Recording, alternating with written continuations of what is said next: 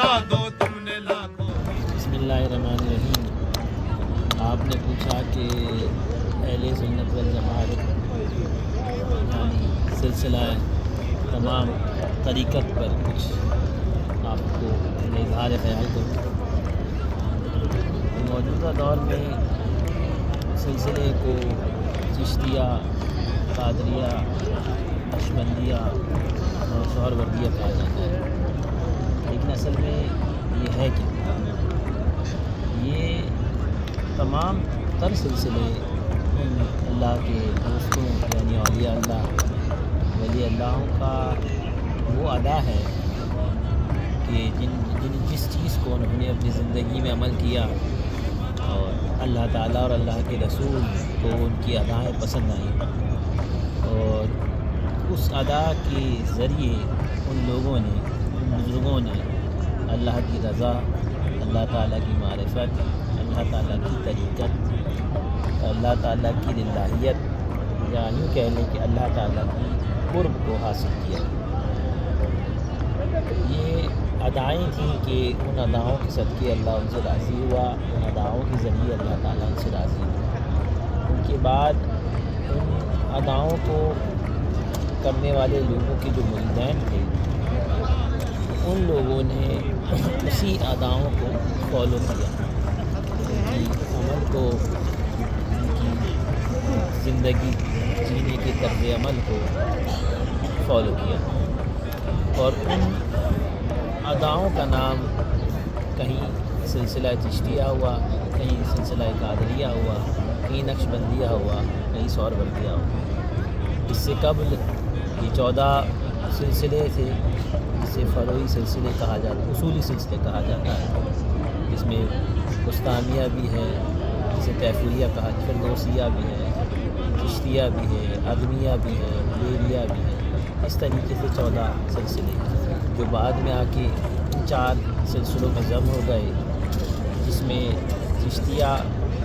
और सोहरवर्दिया उसूली सिलसिला है और सिलसिला नक्शबंदिया और कादरिया फ़रोई सिलसिला। तो ये वो रास्ता था कि जिसके ज़रिए उनके मानने वालों ने अपने आप को उस रास्ते की चलने वाले, मिसाल के तौर पे अगर कोई मदीना जा रहा है, कोई जद्दा से आता है तो मदीने की जाता है तो कहा जाता है जद्दा से आ रहा है, कोई रियाद से आ रहा है मदीना या मोहल्ला तो कहा जाता है वो रियाद से आ रहा है। उसी तरीके से जो जिस रास्ते से हुज़ूर नबी करीम सल्लल्लाहु अलैहि वसल्लम की कुर्बियत हासिल करने के लिए चला वो चिश्ती कहलाया, जिस रास्ते से वो आया वो कादरी कहलाया, वो नक्शबंदी कहलाया, वो सोहरवर्दी कहलाया। आपका असल सवाल ये था कि अब दौर हाज़िरा में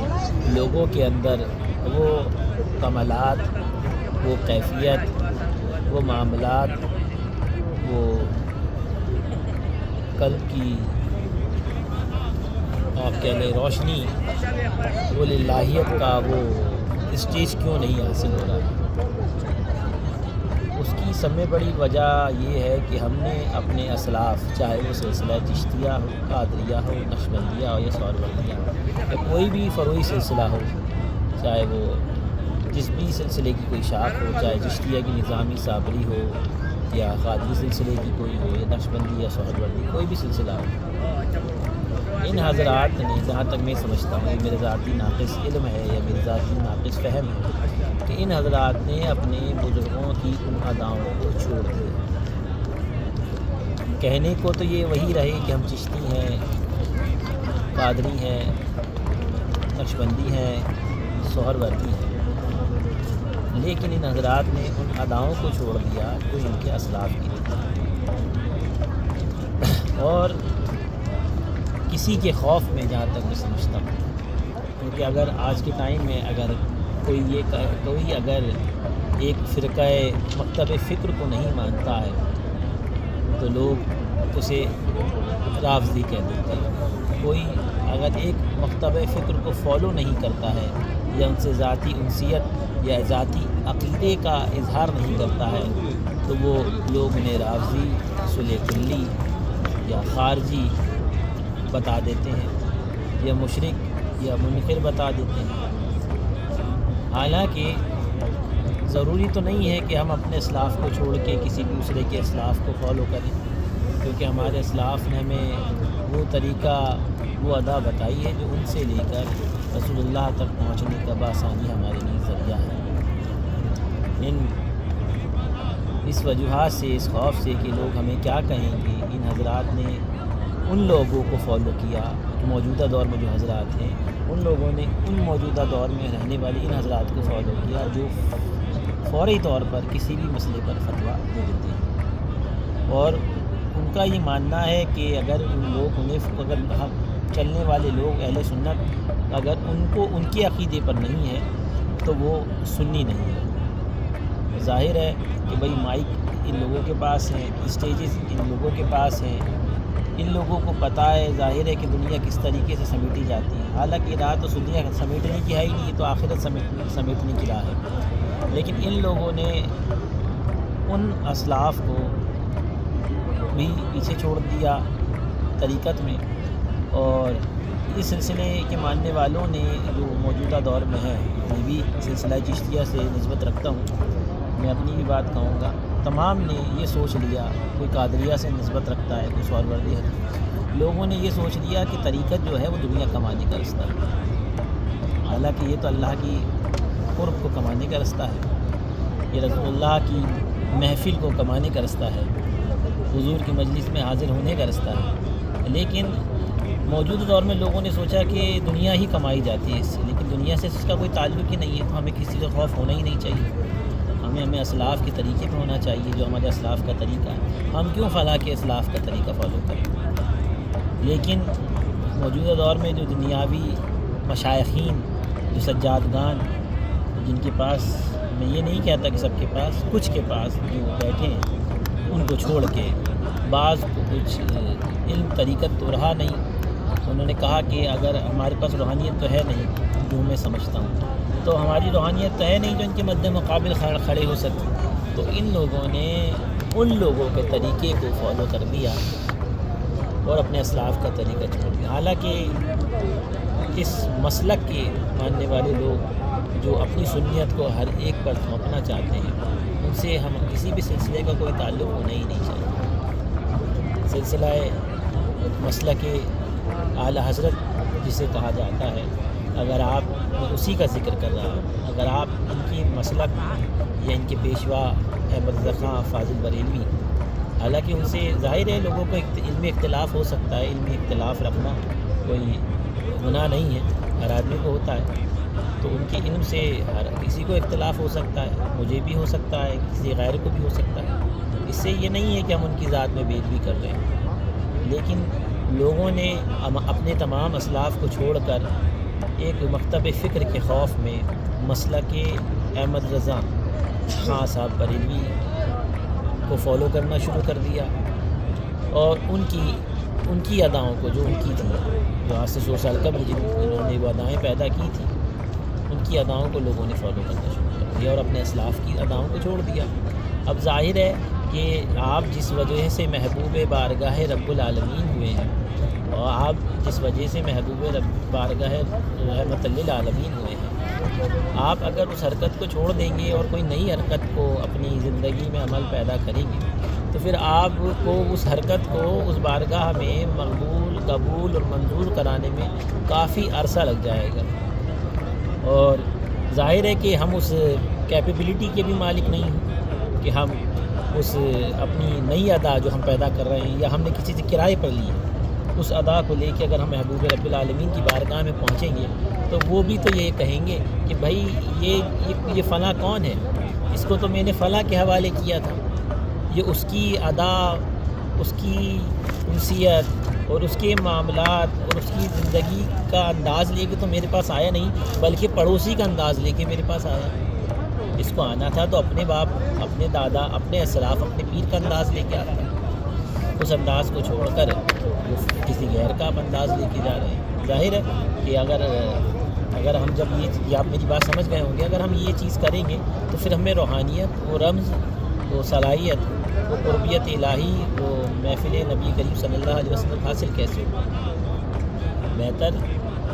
تو یہ ہے کہ ہم اپنے اسلاف کو فالو کریں، وہی بہتر بھی ہے اور حقیقت میں وہی سب کچھ ہے۔ ہندوستان میں بانی اسلام، بانی روحانیت اور حضور نبی کریم صلی اللہ علیہ وسلم کے نائب حضرت خواجہ خانیہ حضرت خواجہ معین الدین حسن چشتی حبیب اللہ آئے، تشریف لائے بحکم نبی کریم صلی اللہ علیہ وسلم۔ انہوں نے اسلام کی تعلیمات سلسلہ چشتیہ کی اداؤں کے ساتھ ہندوستان میں کوئی بھی آدمی کہیں کا بھی ہو، کسی بھی مذہب کا ہو، کسی بھی کا بھی مرید ہو، چاہے وہ قادری میں ہو، نقش بندی میں ہو، لیکن وراثتاً وہ چشتی ہی ہے۔ تو میری اہل سنت پر بس یہی اظہار تھا کہ آپ لوگ کسی کے خوف میں آ کر جب اپنی چیزوں کو چھوڑیں گے تو آپ میں وہ اثر باقی نہیں رہے گا، اور یہی وجہ ہے کہ آج ہم زیادہ تر لوگوں میں اثر باقی ہی نہیں رہا ہے، صرف ایک مسلک کے خوف میں اپنے آپ کو ان سے ظاہرہ سرٹیفکیٹ لینے کے خوف میں کہ وہ کہیں ہمیں رافضی نہ کہہ دیں۔ اصل میں ہم حنفی ہیں، ہم اہل سنت والجماعت سے ہیں، بے شک اس میں کوئی رائے نہیں ہے، آپ بھی ہیں ہم بھی ہیں، لیکن ایک مکتب فکر کا سرٹیفکیٹ لینے کے لیے لوگوں نے ہر اس چیز سے اپنا ناطہ توڑ لیا جو ان کی اسلاف سے انہیں ملی تھی۔ اگر یقینی طور پر آج بھی یہ حضرات جو اس چیز کو چھوڑ بیٹھے ہیں، اگر وہ اپنے اسلاف کی اداؤں کو واپس اپنی زندگی عمل میں لے آئیں تو میں یہ نہیں سمجھتا کہ کوئی خانقاہ اپنی روحانیت سے خالی رہے۔ اور چشتیوں پہ تو ایک الگ ہی الزام ہے، اگر کوئی یہ کہے کہ خالص چشتی ہوں تو اسے رافضی بنا دیا جاتا ہے، لیکن اگر وہ کہے کہ میں چشتی صابری ہوں یا چشتی نظامی ہوں یا چشتی توسوی ہوں یا چشتی ماروی ہوں یا کوئی بھی شاخ سے ہوں تو اسے یہ ایک بار بخش دیتے ہیں، لیکن اگر کوئی ایک شخص کہے کہ میں خالص چشتی ہوں تو اسے رافضی بنا دیا جاتا ہے۔ بہرحال یہ تو ان کا خیال ہے، کسی کی بنانے سے کوئی بنتا نہیں ہے، لیکن اصل جو میرا تذکرہ مطلب جو میرا اظہار تھا وہ اظہار اس بارگاہ محبوب رب العالمین کی بارگاہ میں بیٹھ کے یہی تھا۔ آپ نے سوال کیا تھا سنت والجماعت پر کوئی تبصرہ کیا جائے، تو یہی ہے کہ آپ کسی کے خوف میں دین کو اپنی عمل زندگی نہ بنائیں، بلکہ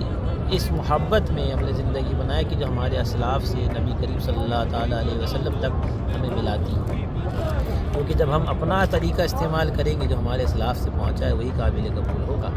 ہم پڑوسی کا اگر ہم ہندوستانی ہیں اور ہم اگر پاکستان کا قانون لے کے جائیں گے تو ہمیں کوئی قبول نہیں کرے گا، وہ تو کہے گا پاسپورٹ ہم ہندوستان کا ہی بتائیں، پاکستان کا نہ بتائیں، نہ بنگلہ دیش کا بتائیں، نہ چائنا کا بتائیں، نہ امریکہ کا بتائیں، جہاں کے آپ ہیں وہاں کا بتائیں۔ تو آپ کی آئیڈینٹی آپ ہندوستانی ہیں، اگر آپ کی آئیڈینٹی آپ بنگلہ دیشی ہیں، آپ کی آئیڈینٹی آپ کسی اور ملک سے تعلق رکھتے ہیں، نیپال سے رکھتے ہیں، امریکہ سے رکھتے ہیں، ناروے سے رکھتے ہیں، ڈینمارک سے رکھتے ہیں، کہیں سے بھی رکھتے ہیں، سویڈن سے رکھتے ہیں، تو یہ آپ کی آئیڈینٹی ہے۔ آپ کو لے کے یہی آئیڈینٹی بارگاہ رب العالمین میں پہنچائے گی اور یہی آپ کی رسائی کا ذریعہ بنے گی۔ اگر آپ کو بارگاہ میں حوالہ بھی دینا ہے، کسی کا وسیلہ بھی دینا ہے، تو وہ حوالہ وہ وسیلہ بھی یہی آئیڈینٹی پیش ہوگی، چاہے آپ قادری ہوں، چشتی ہوں یا چشتی ہوں، قادری ہوں، نقشبندی ہوں یا سہروردی ہوں۔ بس یہی میرا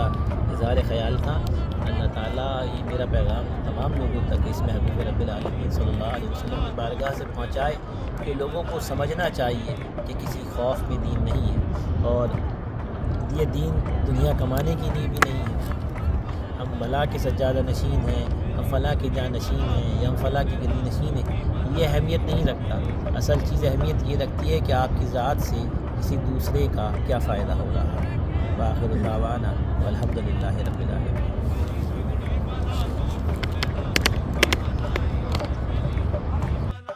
یہ وہ در ہے کہ در پر بدل جاتی ہے تقدیریں، میری بگڑی بنا دو